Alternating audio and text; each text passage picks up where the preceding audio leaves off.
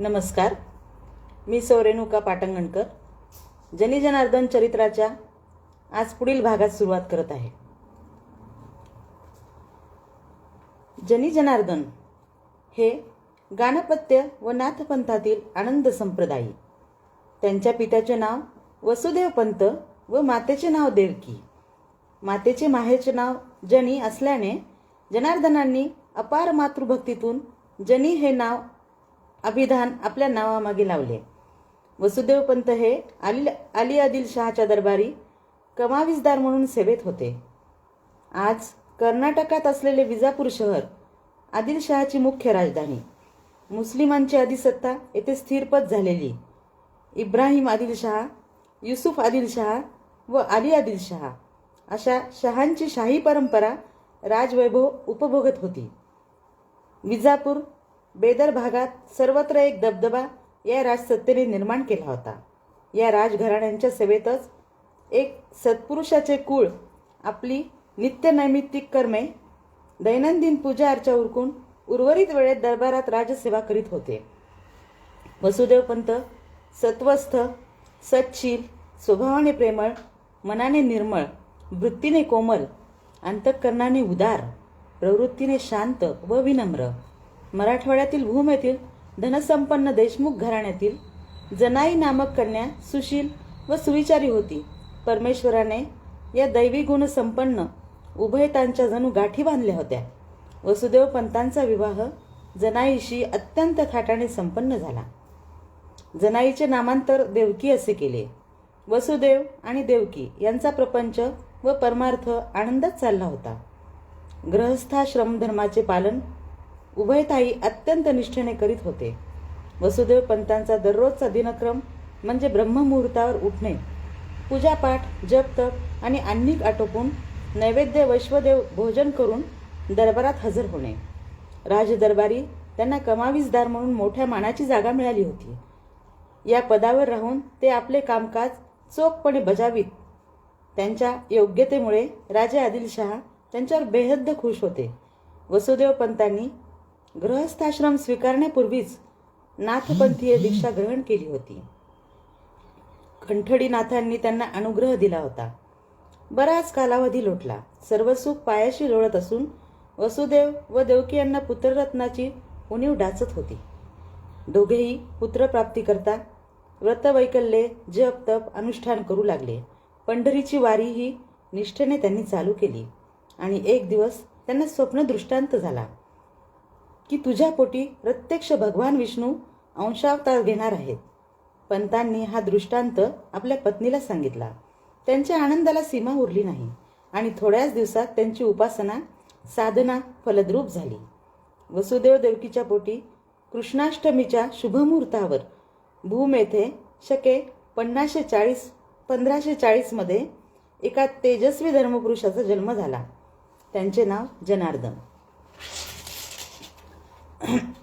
जनार्दन बालपणापासूनच मातृभक्त असल्याने आपल्या आईचे म्हणजे जनाईचे नाव त्यांनी आपल्या नावापूर्वी जोडले व लोक त्यांना जनी जनार्दन संबोधू लागले.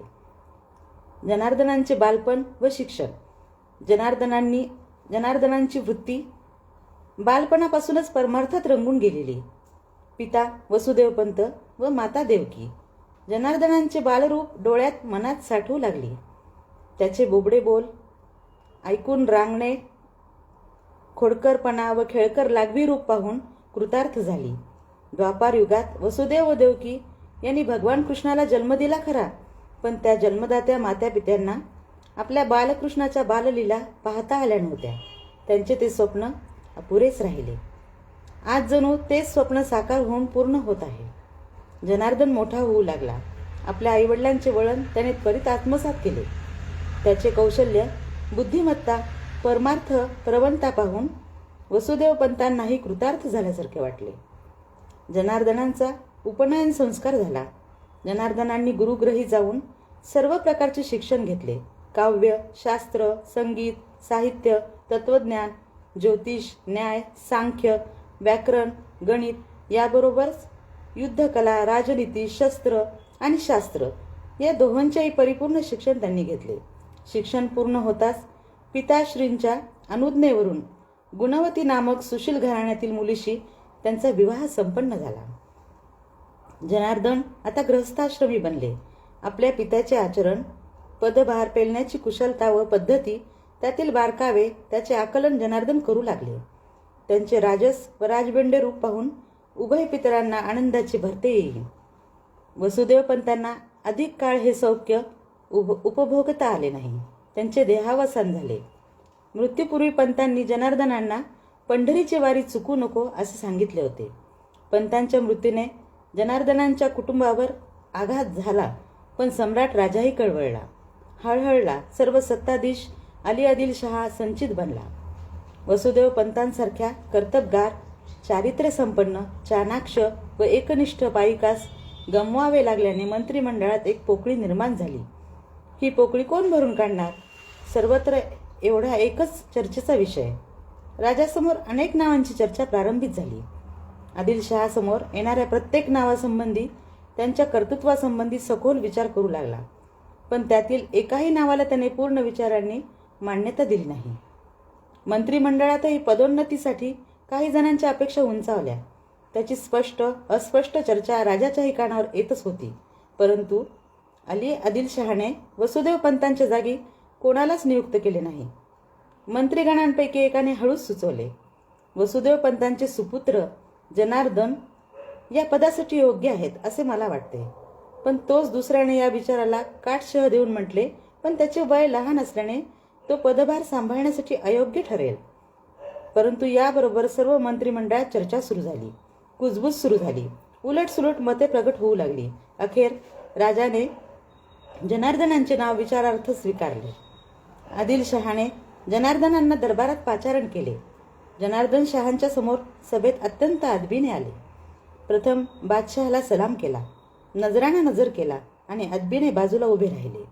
राजाने त्यांना अजून बसण्याची सूचना केली नव्हती. जनार्दनांनी राजाच्या डोळ्याला डोळा भिडवला. बादशहाने जनार्दनांचे रूप, चातुर्य, वाक्कौशल्य पाहिले आणि क्षणभर ते त्याच्याकडे पाहतच राहिले. सर्व सभा तटस्थ होती.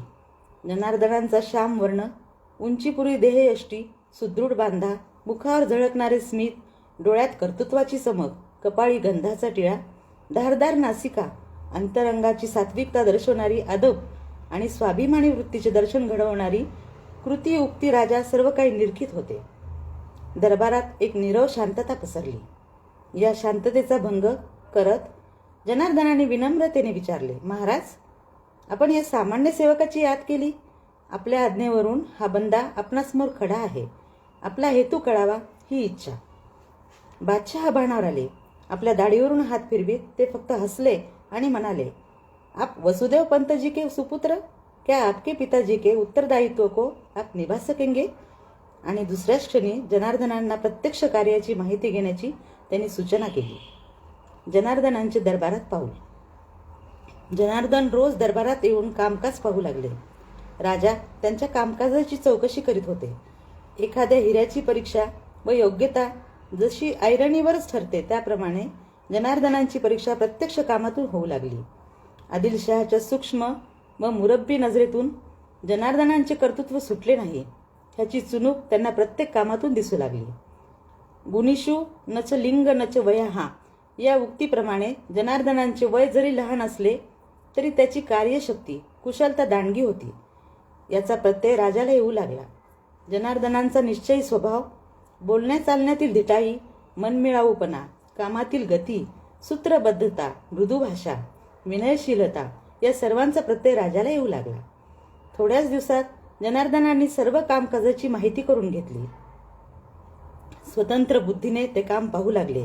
मंत्रिमंडळातील मंत्री, प्रधान सेवक, अंगरक्षक या सर्वांना जनार्दनांनी आपल्या वागण्या बोलण्यातील कौशल्य, मार्दव यांनी आत्मसात केले. बादशहालाही आपल्यातील गुणांनी प्रभावित केले आणि बादशहाने मोठ्या आदराने व खुशीने अन्नमंत्रीपदाचा भार त्याच्यावर सोपवला. देवपूजा व लोकपूजा. जनार्दन अन्नमंत्री म्हणून कामकाज पाहू लागले. पिता वसुदेव पंतांनी घालून दिलेली पंढरीची वारी नित्यनियमाने करू लागले. जनार्दनांचा दिनक्रम अगदी रेखीव पित्याप्रमाणे शिस्तशीर होता. ब्रह्ममुहूर्तावर उठणे, स्नान करून अन्निक आटोपून दरबारात वेळेवर हजर राहणे, आणि सामान्य जनतेच्या व्यथा कथा समजावून घेऊन जनहिताचा निर्णय घेणे. जनकल्याण हाच आपल्या पदाचा हेतू आहे असे ते समजत. पदभार सांभाळत असताना हे पद सांभाळणे म्हणजे जनसेवा करणे, जनसेवा करण्याची ही सुवर्ण संधी आहे असे त्यांना वाटे. गोरगरिबांची अडल्यानडल्यांची परिस्थिती त्यांनी डोळ्यांनी पाहिली. त्यांच्या सुखदुःखाला आपले सुखदुःख मानले. पिताश्रींकडूनच त्यांना या जनहितैषी वृत्तीची देणगी लाभली होती.